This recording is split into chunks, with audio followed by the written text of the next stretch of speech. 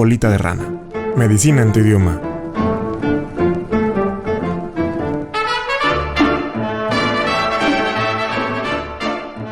Hola, ¿qué tal? Muy buenas noches.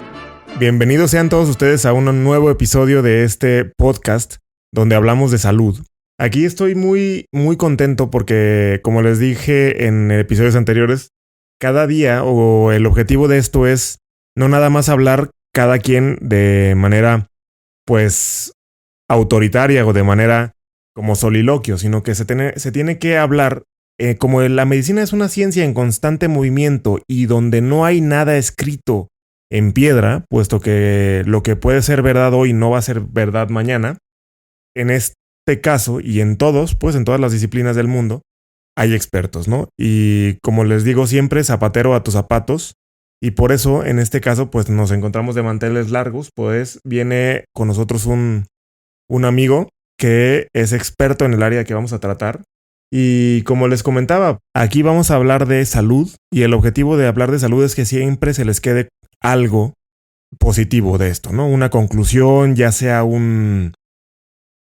algo que ustedes noten o que ustedes sientan en su interior que les va a servir para la posteridad, para un vivir mejor.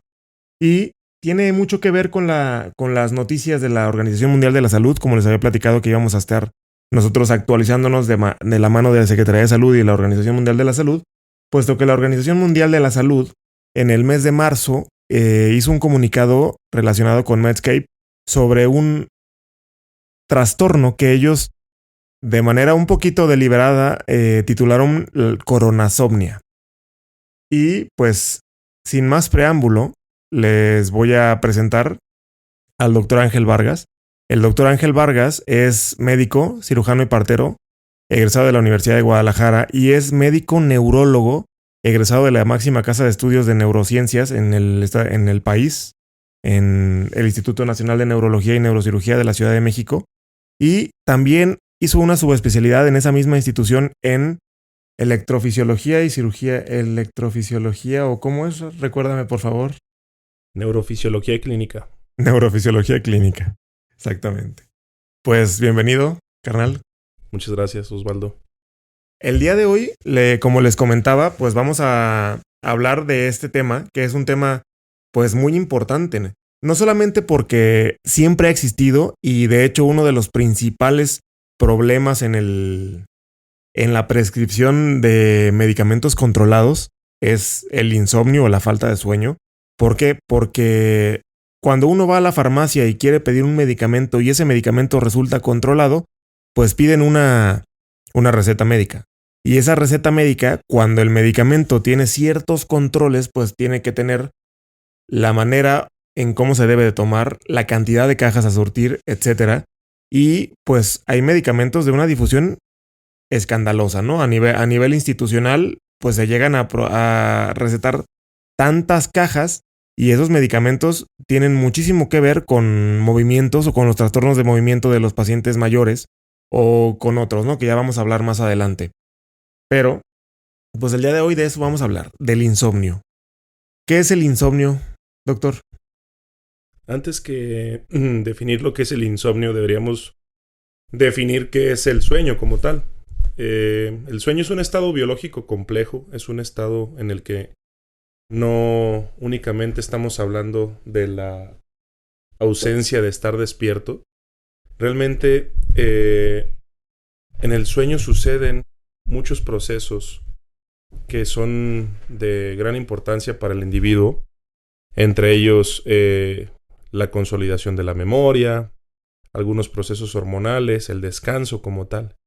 Entonces, el sueño es una parte fundamental en la salud de cada individuo que muchas veces se minimiza o se pasa a segundo plano y realmente repercute en una gran cantidad de aspectos de la vida del individuo que vamos a tocar más adelante. Y entonces el insomnio como tal es una dificultad en el desarrollo de este proceso biológico, ya sea... Porque es la mitad de la vida, ¿no? El sueño. Hay quien dice que la mitad del tiempo lo estamos viviendo y la mitad del otro tiempo que vivimos lo estamos durmiendo. Entonces es una necesidad. Es una necesidad biológica y el insomnio precisamente es un estado en el que el paciente tiene dificultad, ya sea para iniciar este proceso o para mantenerlo a lo largo del ciclo nocturno, o incluso en el que, aunque existan las horas de sueño normales que el individuo necesita, este sueño no tiene una calidad suficiente y por lo tanto no es reparador. Entonces es importante conocer estos matices porque de ahí van a depender las recomendaciones que podemos sugerir y las opciones de tratamiento. Entonces, el sueño es una necesidad fisiológica, o sea, es una necesidad del ser humano y de todos los seres vivos, mamíferos en este caso, porque los animales sí duermen.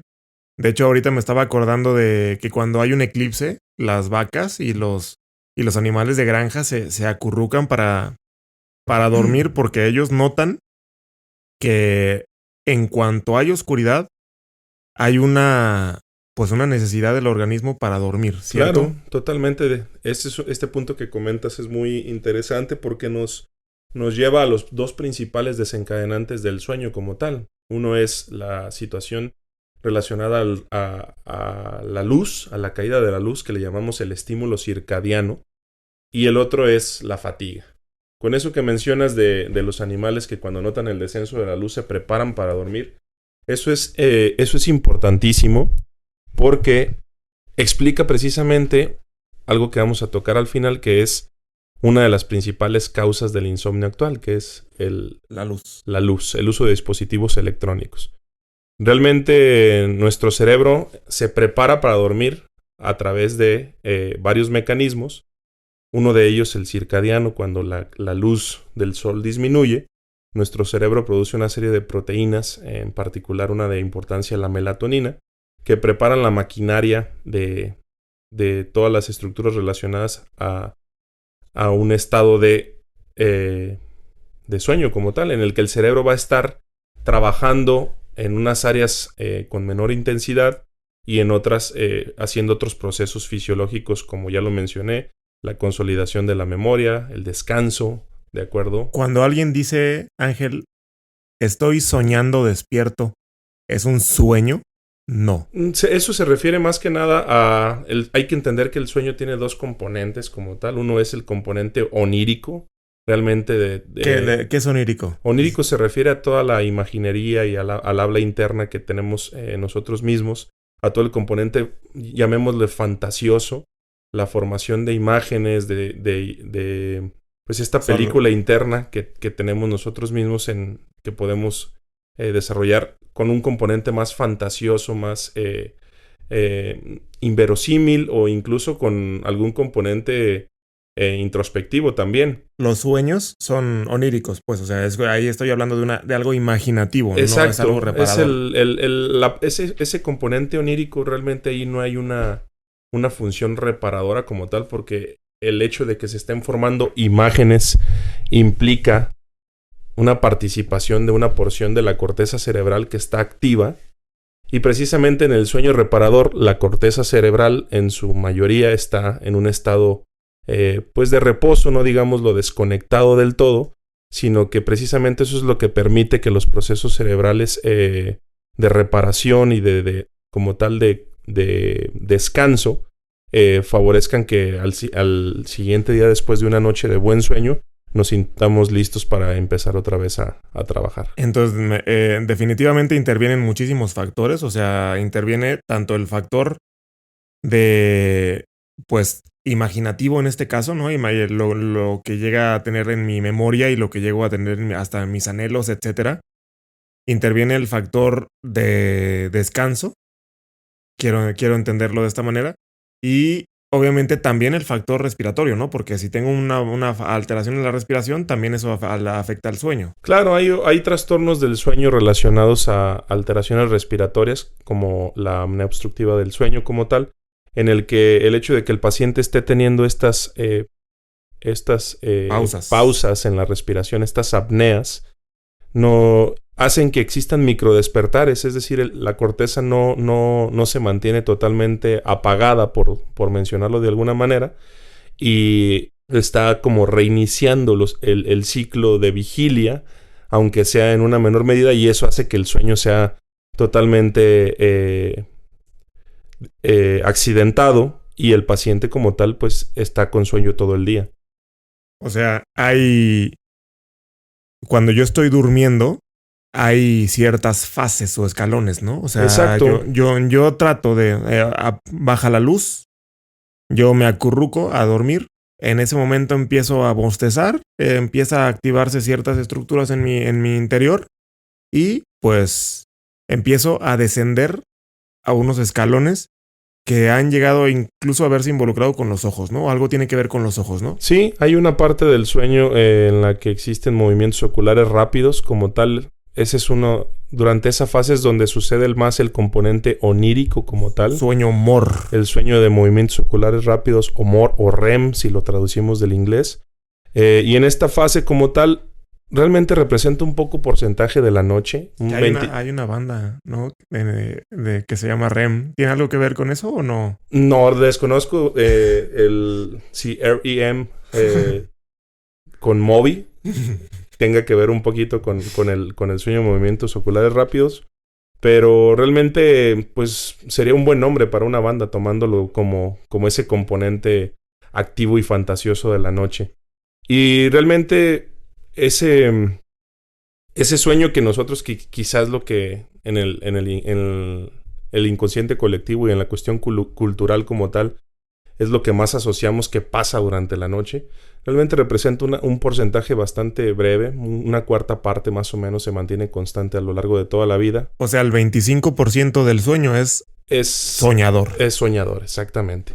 Este sueño soñador como tal va a depender mucho del otro estímulo que te decía. Si tú estás muy fatigado, si tu cerebro estuvo trabajando mucho tiempo o estuvo con una carga importante, esa actividad de las neuronas que estuvieron trabajando va a generar que se aumenten, que se acumulen ciertas sustancias de desecho, ciertas sustancias que se tienen que eliminar. Cuando llegan a un punto en el que se vuelven insostenibles para que la actividad cerebral siga funcionando, es cuando tú sientes la sensación pues de fatiga, cabeceo, los párpados pesados, dificultad para concentrarte, etcétera. Y esas sustancias es cuando están puede indicando llegar a haber accidentes, exactamente, ¿no? Incluso, o sea, cuando, si manejas en esa exacto, esas sustancias le están indicando a tu cerebro que pues es un momento de empezar el proceso de, llamémoslo, de desintoxicación o de limpieza, donde muchas estructuras van a entrar en juego para generar esta reparación de lo que se desgastó. Por eso los días en los que tienes un poquito más de soltura, que no tuviste tanta carga mental o de trabajo, a veces es un poquito más difícil conciliar el sueño porque no tienes ese estímulo de la fatiga. Y si a eso le añades que estás con el uso de fuentes de luz cercanas a tus ojos, como la tableta, el celular, la computadora, la pantalla. Que es lo último que vemos al dormir, ¿no? O sea, es lo primero que vemos al despertar y lo último, porque ya no hay despertadores de relojito, esos que le picabas. No, exactamente. Y eso es precisamente estos dos puntos que ya tocamos, que son los disparadores de un sueño fisiológico, la fatiga y la caída de la luz, son las situaciones que están haciendo en la gran mayoría de los casos que en la población no tenga una buena calidad de sueño y esté presentando periodos de insomnio. O sea, la gente ya no se fatiga. Ahorita en la pandemia esto es una de las causas del... disminuyó el trabajo físico. Disminuyó el trabajo físico, la situación de estar trasladándose de la casa al trabajo, que genera un agotamiento por todos los estímulos que se tienen que procesar al manejar, etcétera, etcétera. Muchas veces el home office es más pesado. Acaba uno trabajando más horas de las que realmente... están asignados, ¿no? Es más estresante, más desgastante, pero realmente se quitan todas estas otras situaciones que van fatigando en el día a día y que sí están contribuyendo a que los pacientes estén presentando más insomnio. Claro. Oye, fíjate que hay un mito que escuché, yo no sé si es mito o no, por eso te lo pregunto a ti, es de que si alguien no duerme, se muere. O sea, si lo mantienen, porque hay películas que han hablado de eso. O sea, claro. Incluso ahorita me estoy acordando de la de Kubrick, La Naranja Mecánica. Claro. Ahí lo privan de sueño para meterle algo en el cerebro y etcétera, etcétera, ¿no? O sea, sí, incluso son mecanismos de tortura que se utilizan o que se utilizaron de manera clandestina en muchos países, incluso no tan recientes, estas torturas con música a todo volumen y con estímulos constantes para evitar que la persona entrara en sueño. Realmente, que una persona llegue a morir por falta de sueño es algo extremo. Es difícil. Es difícil, pero definitivamente la pobre calidad de sueño, las pocas horas de sueño pueden ir mermando en muchas situaciones desde el estado afectivo de la persona, porque pueden desarrollar trastornos de depresión o ansiedad, o incluso pacientes que tienen depresión o ansiedad tener como tal los mecanismos de sueño alterados, ya sea por medicamentos o por el propio padecimiento como tal. Pero también hay situaciones en las que sí hay un par es reducirlo muy poco, pero sí hay algunas enfermedades que se caracterizan por trastornos de sueño que pueden llegar a ser fatales, pero generalmente son los menos, ¿de acuerdo? Entonces, realmente lo que va a pasar con una persona que tiene muy mala calidad de sueño, que tiene una arquitectura de sueño mala y tiene es que un pobre descanso, es que va a tener desde problemas de memoria hasta problemas hormonales, problemas afectivos, o incluso en el caso de los trastornos respiratorios del sueño, puede incrementar su riesgo cardiovascular, como lo traducimos, pues que no se controla bien su presión, su metabolismo de los lípidos, y es más propenso a desarrollar infartos, ¿de acuerdo? Pudiéramos traducirlo como una mala calidad de sueño es una mala calidad de vida. Totalmente, totalmente. Y es un aspecto que siempre queda relegado, incluso desde la formación como médicos, es un tema que se toca poco. Incluso como neurólogos es un tema que a veces... En la facultad de medicina nada dicen de sueño, Exacto. O sea, poco. Exacto. Incluso en las áreas ya más especializadas, los trastornos del sueño los empiezas a tocar ya cuando estás especializándote un poco, como fue el caso de la neurofisiología, que tiene una área específica relacionada a los trastornos del sueño. Y volviendo al punto de mala calidad de sueño, mala calidad de vida, también es importante saber que repercute en la cuestión académica. Ahorita que todo el mundo está obsesionado con los grados académicos y en las desveladas para aprender, para sacar el trabajo. No retienes, ¿va? O sea, si tú no duermes, no retienes lo que estás estudiando. No, realmente no. En el sueño, en algunas fases de sueño profundo es donde sucede la consolidación de la memoria, que es una parte del proceso de la adquisición de nueva información, que es indispensable para que yo pueda recuperar esa información que estoy aprendiendo en el día a día con mayor facilidad. Y entonces, si yo no duermo, no aprendo. Porque a todos nos ha pasado, ¿no? Que hay veces que estamos leyendo algo. O sea, a mí me sucedió durante la universidad, que estás leyendo y lees todo en la hoja y no te acuerdas de nada. Y claro, luego hay minutos en los que dices, bueno, estos 10 minutos estoy tan lúcido que todo lo que leo lo entiendo, lo comprendo y lo interiorizo. Claro, o sea, totalmente.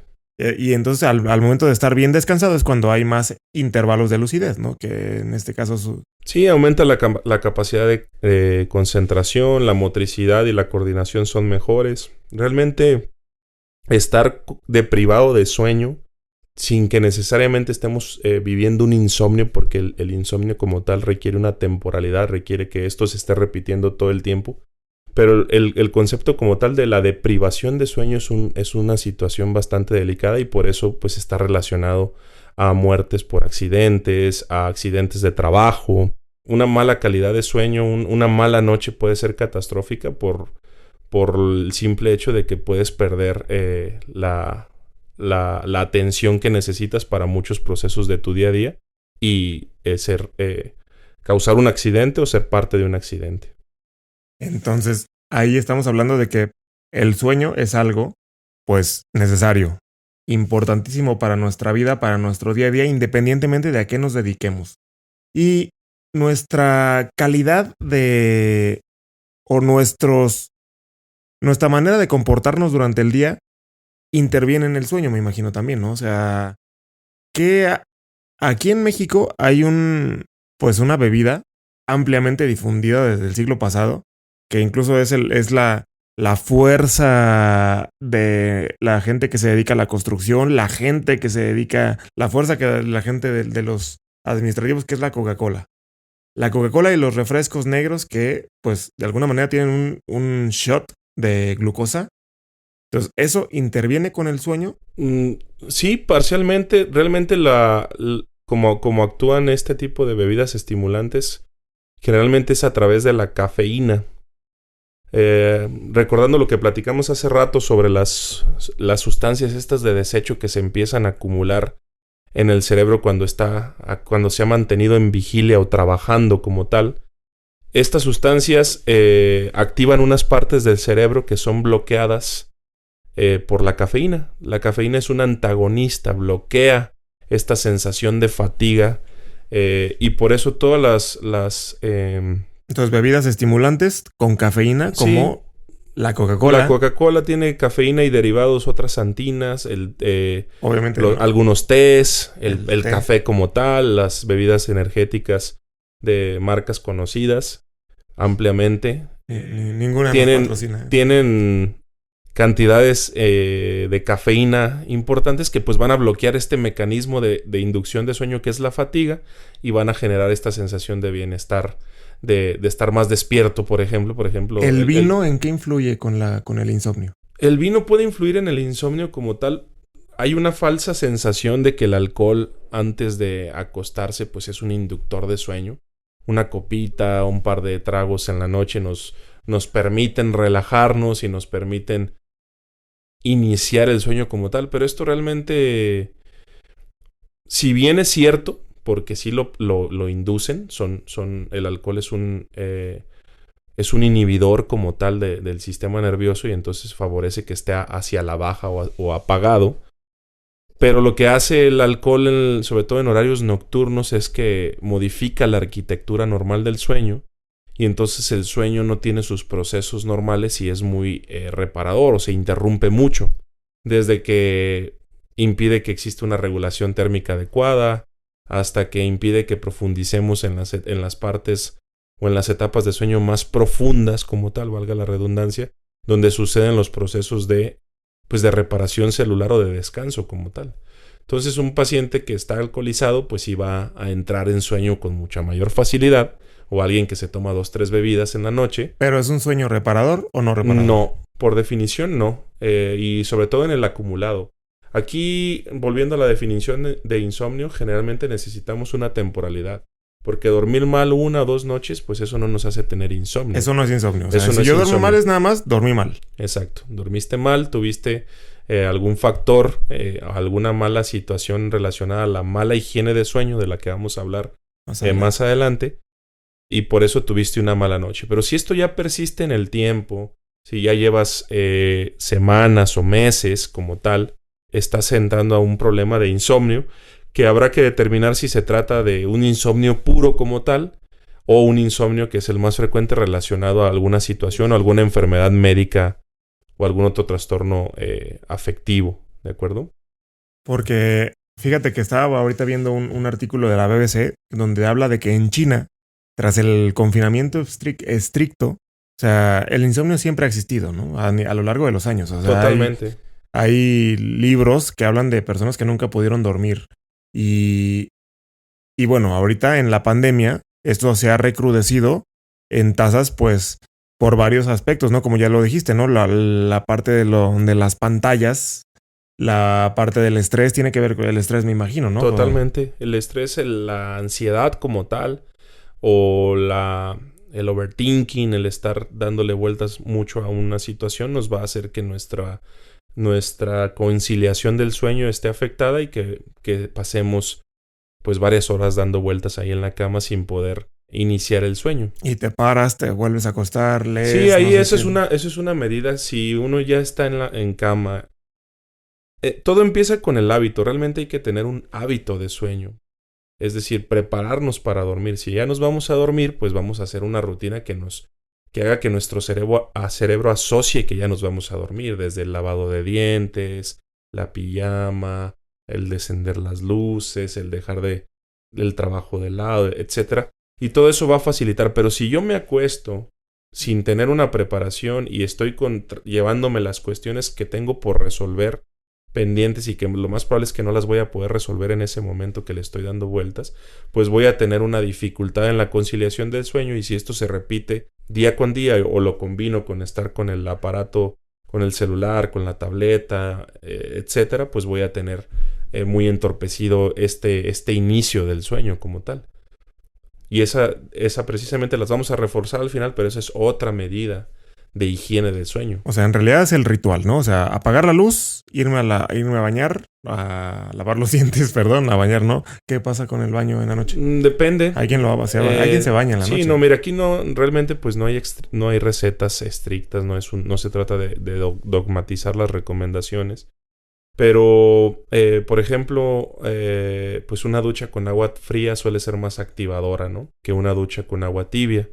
Realmente no hay una postura clara sobre bañarse o no, y esto ya depende pues de cada persona. Si eso prepara al paciente y eso forma parte de su ritual y le facilita por mil cosas que van desde la cuestión personal, cultural, y lo hace descansar, pues puede hacerlo. Solamente tiene que integrarlo a su rutina y respetar todas las otras medidas de higiene de sueño. Hay, doctor, en el teléfono, ya en los teléfonos inteligentes, un apartado que dice sueño, ¿no? Para que reportes tu alarma para despertar y todo eso. Y ellos ya casi te ponen un horario del que es lo ideal, ¿no? Según avalado por no sé quién. O sea, la verdad es que la gran mayoría de los expertos en sueño hablan de un tiempo de dormir, que es el tiempo, pues, el ideal para poder yo tener un sueño reparador, o para poder yo considerar que es lo que debo de dormir a tiempo. Pues. Claro, esto es algo variable, depende mucho de la edad. Obviamente los niños, sobre todo los niños pequeños, requieren muchas más horas de sueño. Quizá las personas mayores requieran un poco menos, pero realmente no hay un estándar, solo si hay un rango. Más o menos. Un rango que va entre 6 y 8 horas. Con 6 horas ya cumplí. Ya eliminé el desecho. Depende de cada persona. Esto es algo intrínseco, es un fenotipo que cada quien tiene. Hay personas que necesitan más horas, hay personas que necesitan menos horas. Lo que sí es que cuando el rango es menor a esas horas, 6, menos de 6 horas, 5, 4, los ciclos de sueño, que generalmente son entre 4 y 5 por noche, no alcanzan a suceder en su totalidad, y pues esto entorpece muchas cuestiones que van desde, como ya te comentaba, la consolidación de la memoria, algunos otros procesos hormonales. Muchas hormonas que tienen que ver con el metabolismo de nuestro cuerpo se secretan se puede afectar el ciclo menstrual si yo no totalmente, estoy totalmente el ciclo menstrual, el metabolismo. Una deprivación de sueño es más propensa a la ganancia de peso, por ejemplo. Fíjate nomás. El estar con insomnio o con una pobre calidad de sueño, pues... Porque baja el metabolismo en general y empiezo Sí, en general se entorpecen algunos procesos metabólicos que tienen que ver con hormonas como el cortisol, hormonas tiroideas. Además de lo que ya mencionaste, ¿no? De la alteración cardiovascular, que también eso va a afectar en la presión arterial y en todo eso. Exactamente. Cuando alguien duerme y está tan agobiado ahorita como con la pandemia, que aprieta muchísimo los dientes y se despierta tronándole el cuello y todo contracturado, eso es un sueño no reparador, independientemente de que soñó con pesadillas, con lo que sea, o es un sueño reparador. Claro, la gran mayoría de las veces es un sueño no reparador porque tiene que ver con un estado en el que el paciente está tenso, está hipervigilante, está con cierta ansiedad.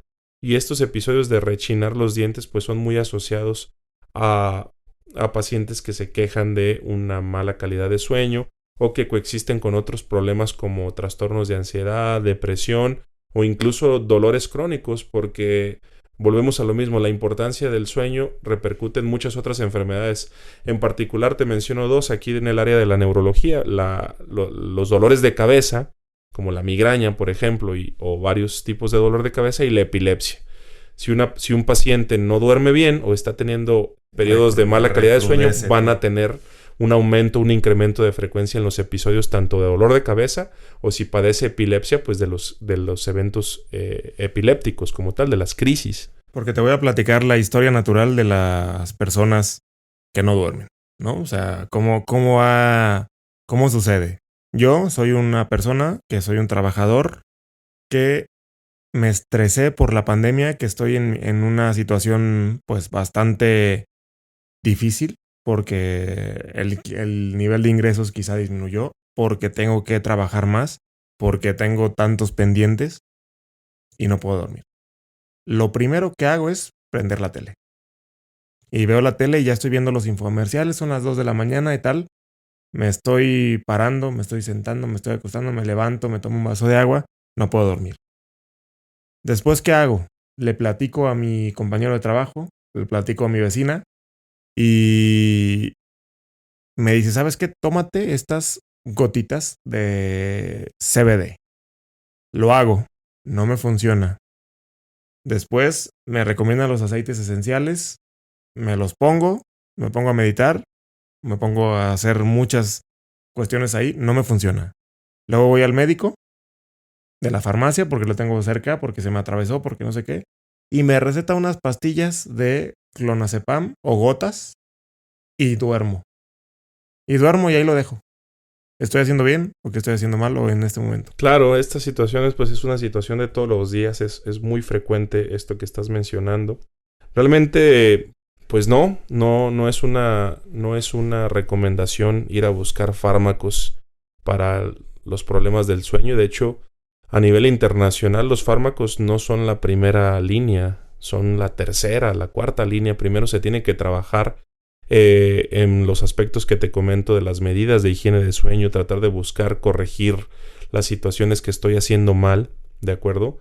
Y un error bien frecuente es empezar o automedicarse o a recurrir a estos medicamentos hipnóticos como el clonazepam que mencionas, que son excelentes hipnóticos, pero tienen que estar bien indicados, bien seleccionados y sobre todo con un periodo temporal restringido. Realmente el error más frecuente aquí es que el paciente empieza a tomarlo, lo ve como una bala mágica y lo usa a libre demanda y incluso lo llega a usar por mucho tiempo. Yo tengo pacientes que tienen Adictos, 20, 30. generan adicción. Más que una adicción es una dependencia de estos mecanismos inductores de sueño.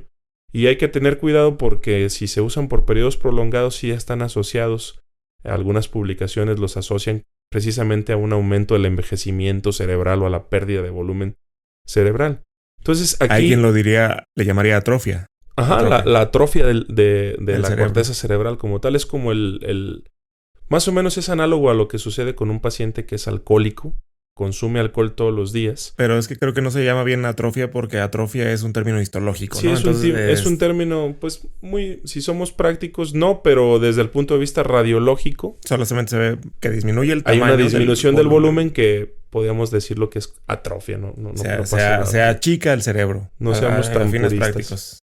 Claro. Ok, entonces si yo tomo esto o si yo hago esto crónicamente o a lo largo del tiempo se me achica el cerebro, entre otras cosas, ¿no? Que puedo... Así no seamos tan radicales porque los estudios son controversiales, pero sí es una situación... El mensaje que tiene que quedar es no usarlos de manera indiscriminada y restringir el periodo temporal en el que se usan. O sea, no son para toda la vida. Si no trabajamos en todo lo demás, pues no vamos a mejorar porque... Volvemos a lo mismo. Aquí lo único que se está mejorando es la inducción, el inicio del sueño. Pero el uso de estos fármacos, al igual que el alcohol, que sí puede favorecer el inicio del sueño. Porque es depresor. Va a modificar la arquitectura normal del sueño. Entonces el sueño no va a ser fisiológico, no va a ser totalmente reparador.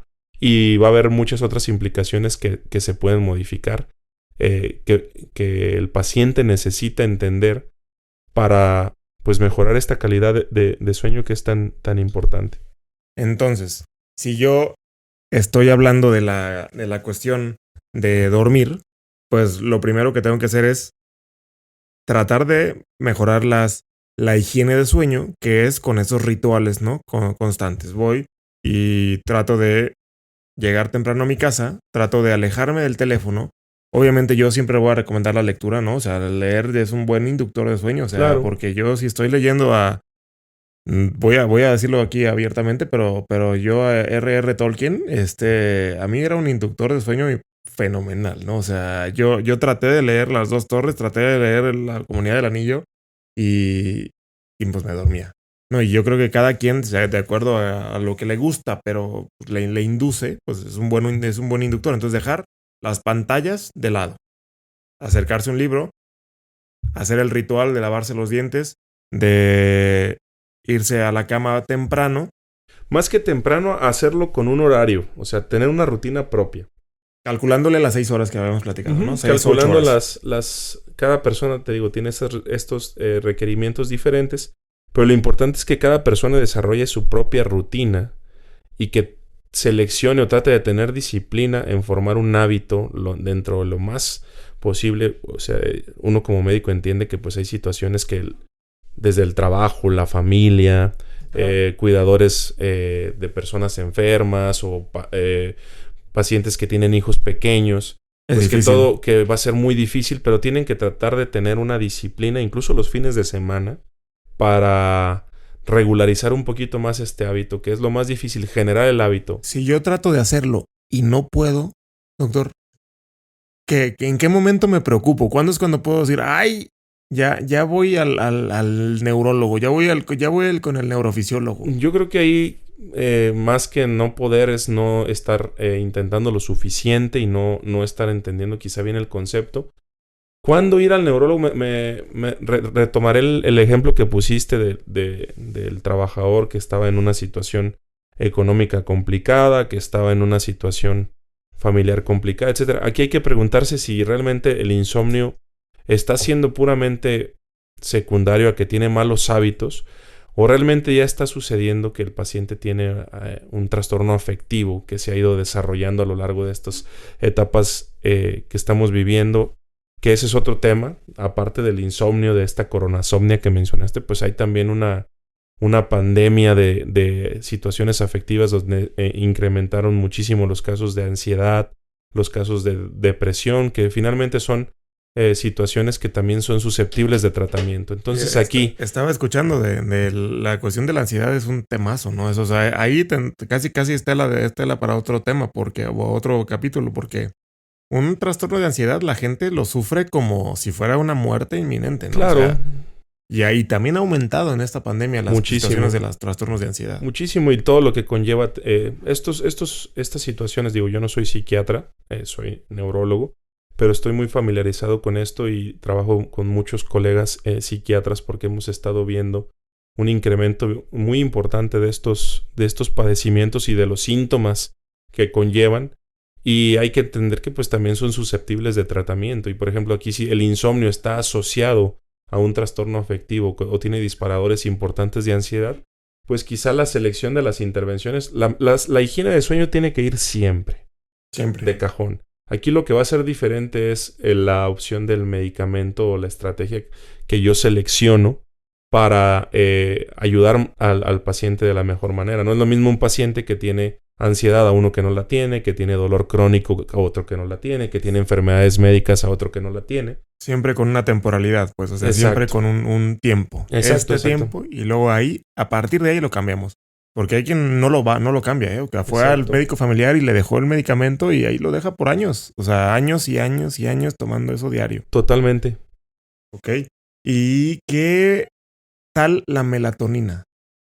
La melatonina es un... ¿Fármaco? Se conoce. Se considera un fármaco, como les digo. La llegan a vender en tiendas naturistas y demás como algún suplemento demás. Pero realmente si lo traslapamos o lo traspolamos al ejemplo de que es una sustancia que el cuerpo produce, pues la podemos llamar un fármaco también porque, por ejemplo, la levotiroxina, que es una hormona tiroidea. La melatonina es una hormona. Es una hormona, es un péptido, es una proteína que tiene que ver en la inducción del sueño, sobre todo en esta situación del mecanismo circadiano, es decir, de la caída de la luz que comentamos al principio. Cuando la luz está cayendo, tu retina, tus ojos perciben esta caída, unas estructuras están conectadas con una glándula que se llama pineal y se va incrementando la producción de melatonina y esto prepara al cerebro para dormir. Muchas enfermedades, precisamente, ahorita hay algunos reportes de que el coronavirus está interfiriendo en estos mecanismos. algunas otras enfermedades neurológicas, como por ejemplo las enfermedades neurodegenerativas, el Parkinson, el Alzheimer, algunos otros fármacos. Muchas situaciones pueden interrumpir estos procesos, y la melatonina en pacientes bien seleccionados que cumplan con con la definición de algún trastorno del sueño a nivel circadiano, o que estén con algunos componentes como los que te menciono, de algunas enfermedades como los que te menciono, se pueden beneficiar de ese medicamento. Aquí la importancia pues va a ser individualizar el esquema de administración, es decir, seleccionar la hora más adecuada. Generalmente la recomendación más universal es que se tome un par de horas antes de dormir, 7, 8 p.m., pero va a depender mucho del trastorno del sueño, y te digo, aquí lo más ideal es individualizarlo según las características de cada paciente. Si el problema es de conciliación, de mantenimiento, es decir, que se está despertando muchas veces o que se despierta muy temprano y después ya no puede quedar dormido, etcétera. Es un tema complejo que también da para mucho tiempo, pero básicamente, si me preguntas, ¿tiene su papel en el manejo del insomnio? Sí, tan así que existen también derivados de la melatonina o agonistas de receptores de la melatonina que son fármacos que actúan en sitios donde la melatonina trabaja. Y como tú decías, o sea, la deprivación de sueño puede llegar a subir el peso, pero también el estar subido de peso también afecta para cuestiones que afectan el sueño, como la apnea obstructiva de sueño, o como las situaciones de afectación respiratoria del sueño, ¿no? Sí, los trastornos del sueño relacionados a problemas respiratorios, como el síndrome de apnea obstructiva del sueño. Esto es una enfermedad médica bien conocida, en la que generalmente es un paciente que tiene una pobre calidad de sueño y se manifiesta por somnolencia excesiva diurna. El paciente se duerme con mucha facilidad en todos los lugares. Generalmente es un poco más frecuente en hombres, muy asociada al sobrepeso, ¿de acuerdo? Hay un libro, ¿no? De Charles Dickens, ¿no? Con Pickwick.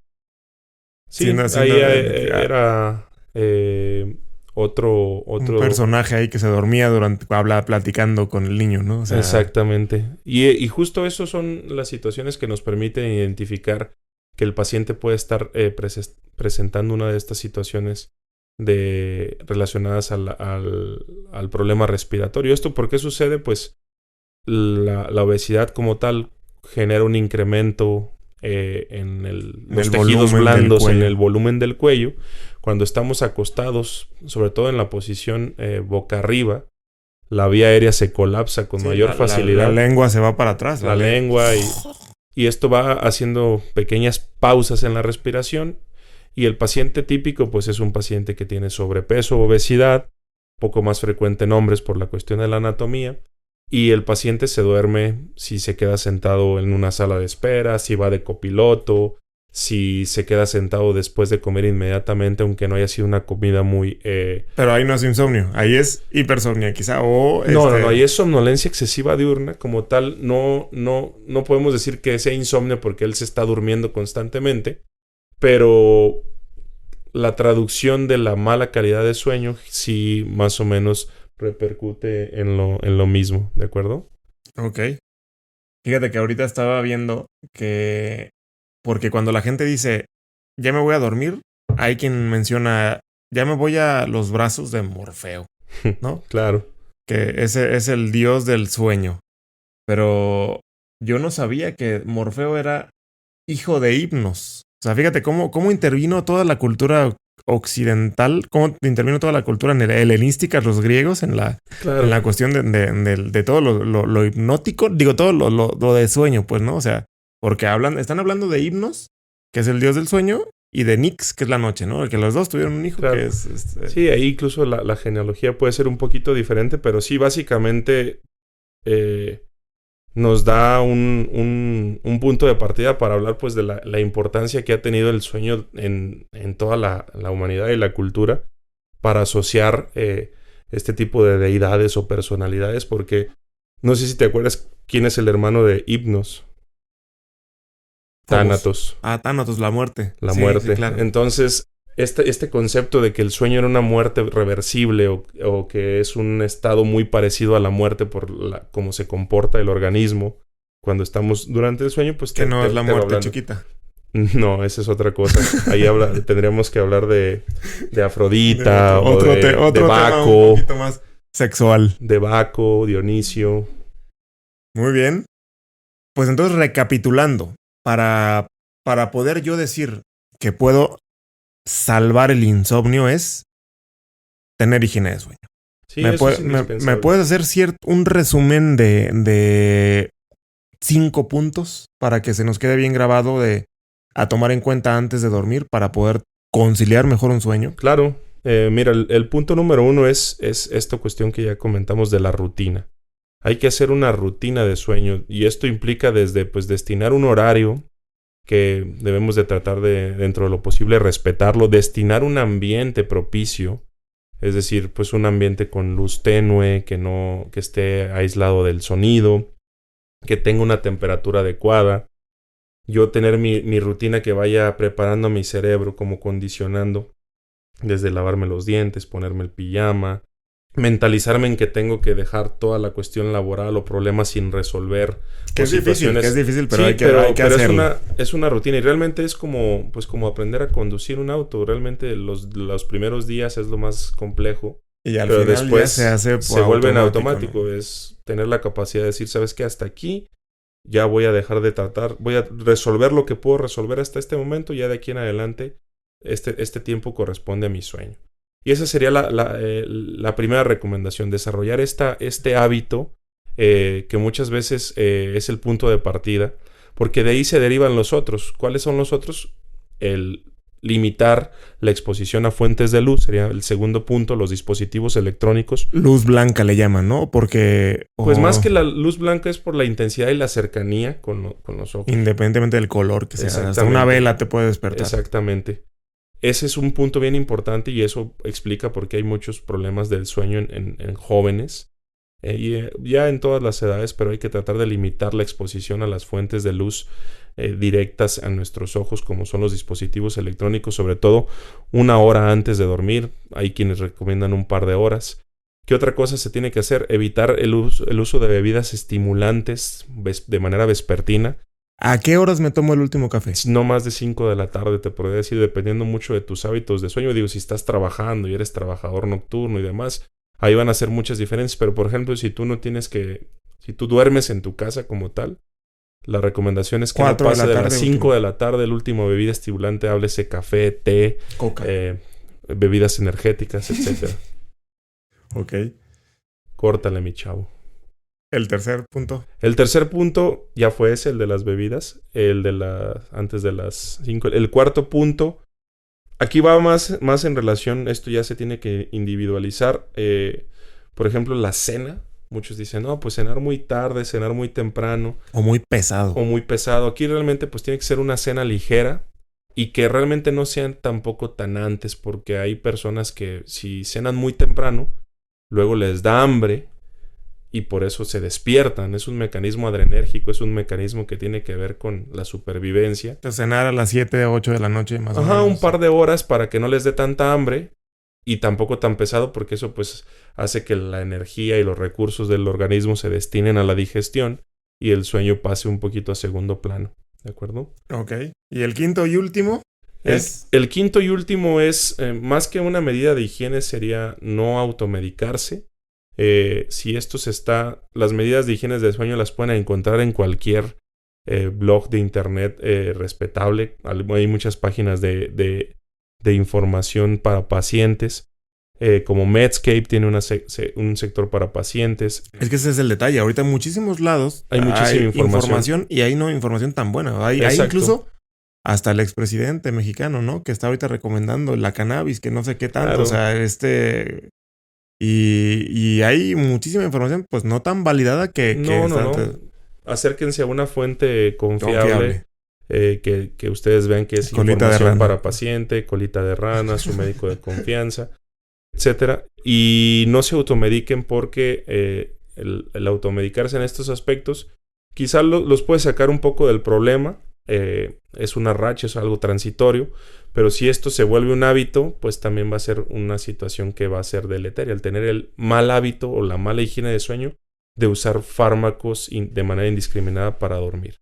la meditación sirve. Totalmente, la Sí meditación sirve. forma parte de, más que nada, sobre todo los insomnios que están relacionados a ansiedad, ¿de acuerdo? La aromaterapia, los aceites esenciales Eso también puede ayudan, servir ¿no? cuando hay un poquito de relación. De hecho, ese es el papel que tiene como tal el CBD y estos aceites esenciales, estos aceites de cannabis y etcétera, que tienen que ver con que bajan un poquito los niveles de ansiedad y el paciente pues está más, concilia más fácil el sueño. ¿Qué otra cosa aumenta la ansiedad? Pues tener un reloj ahí grandote en la habitación, ¿no? Si lo estoy volteando a ver, Y ya estoy viendo que ya se me está estoy viendo haciendo que no voy a rendir al madrugada, siguiente día, que ya me ya llevo estresé. 2, 3 horas. Otra recomendación ahí extra que faltó, que es importante, si ya duré, la latencia del sueño es un parámetro que muchas veces no le explicamos al paciente. Una latencia, ¿qué quiere decir? El tiempo en el que yo desde que me propongo dormir, me quedo dormido. Esto es un periodo que no debe de ser mayor a 30 minutos, ¿de acuerdo? Si yo ya duré más de 20, 30 minutos en la cama dando vueltas y tratando de conciliar el sueño, eso va a generar Estrés o más incomodidad. ansiedad, viene una descarga adrenérgica, hay una hipervigilancia y sigo dando vueltas y voy a estar horas y horas.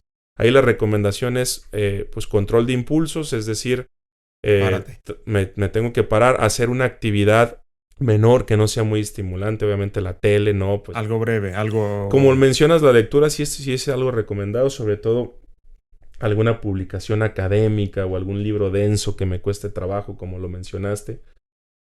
Hay personas que hacen actividades tranquilas, como escuchar música, o hay personas que utilizan ruido blanco o sonidos para relajarse, como estas aplicaciones de cascadas, de ventiladores, de la Contar ovejas. selva. Pues eso Sirve. es por la monotonía, generalmente la cuestión del contar ovejas y de manera lenta y pausada, pues es un poquito más por lo aburrido que resulta, ¿no? Y precisamente ese y muchos otros mitos, pues a veces sí son un poquito útiles, ¿de acuerdo? Muy bien. Entonces, para fines prácticos, y yo creo que lo que más nos va a servir a todos es las pantallas de luz intensa, ¿no? O sea, el celular. Porque es lo que ahorita todo mundo es lo primero que vemos y lo último que vemos antes de dormir y al despertarnos, ¿no? El teléfono. Entonces hay que tratar de dejarlo, hay que tratar de individualizar cada caso y ya cuando se haga esto hábito y no lo logro conciliar, pues ya acudir con expertos, ¿no? Acudir con el experto en sueño, que en este caso es el neurofisiólogo, y El neurólogo también, realmente neurólogo. los neurólogos también, psiquiatras también, dependiendo de si yo ya estoy viendo que tengo un poquito de ansiedad, estoy un poquito deprimido, tengo algún tema ahí afectivo, el psiquiatra también puede ayudar en todas estas recomendaciones. Realmente es algo que no es exclusivo, ¿de acuerdo? Y ya ellos determinarán si yo soy candidato a otros estudios, ¿no? Más largos, que hay un estudio completísimo como la polisomno y todo ese tipo de cosas que... Claro que como eh, tal para el insomnio no está indicada, realmente hay que tener, porque hay que tener en cuenta eso, porque muchas personas quieren que se les hagan esos estudios. Realmente como tal para el insomnio propiamente dicho, no, tiene un poquito de papel más en la cuestión de los trastornos respiratorios del sueño. Esa es la indicación más frecuente. y yo como médico cirujano otorrinolaringólogo les voy a decir que también hay gente que llega y pide opéreme para poder dormir mejor, ¿no? O sea, Claro. y no tan fácil, no todos son candidatos y aunque se operen y se hagan cornetes y se hagan paladar y se hagan todo eso, pues no mejoran del todo, o No, sea, es... realmente no. Tienen Sí, ahí que tener entonces, otras estrategias como control de peso, el uso de dispositivos de apoyo en la ventilación como los famosos sí, CPAPs, que es echar que aire. sí, es un poquito de aire a presión para que la vía aérea no se colapse. Ahí les funciona también un poquito no dormir boca arriba, tratar de dormir de lado para que la vía no se esté colapsando tanto como y no sucedan tantas pausas. Y también evita eso el divorcios, ¿no? Porque ya dejan de roncar tanto Claro, y dejan de hacer tanto ruido.